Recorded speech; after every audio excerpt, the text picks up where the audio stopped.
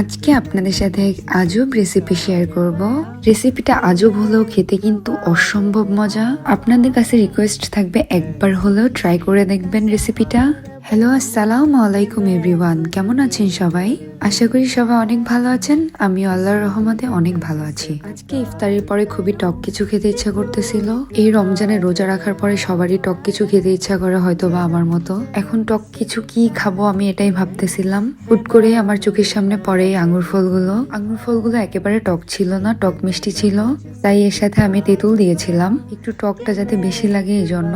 গুঁড়া মরিচ, শুকনা মরিচ, বিট লবণ, নর্মাল লবণ সহ তেঁতুল সবকিছু একসাথে মেখে তার মধ্যে আমি সুন্দর করে আঙ্গুর ফলগুলো মেখে নিচ্ছিলাম। এটা ট্রাই করার জন্য অবশ্যই আপনাদের টক মিষ্টি আঙ্গুর ফলটা ইউজ করতে হবে, তাহলে অথেন্টিক টেস্টটা আপনারা পাবেন।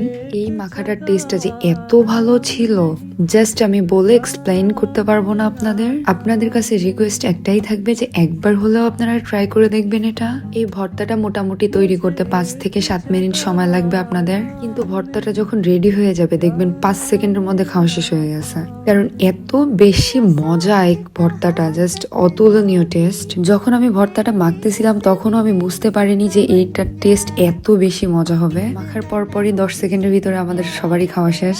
নিমেষের মধ্যে আমাদের ভর্তাটা পুরোই শেষ হয়ে গেল। আমি তো পুরোই অবাক হয়ে গিয়েছিলাম। অবশ্যই একবার ট্রাই করে দেখবেন রেসিপিটা। কেমন লাগলো অবশ্যই জানাবেন। আল্লাহ হাফেজ।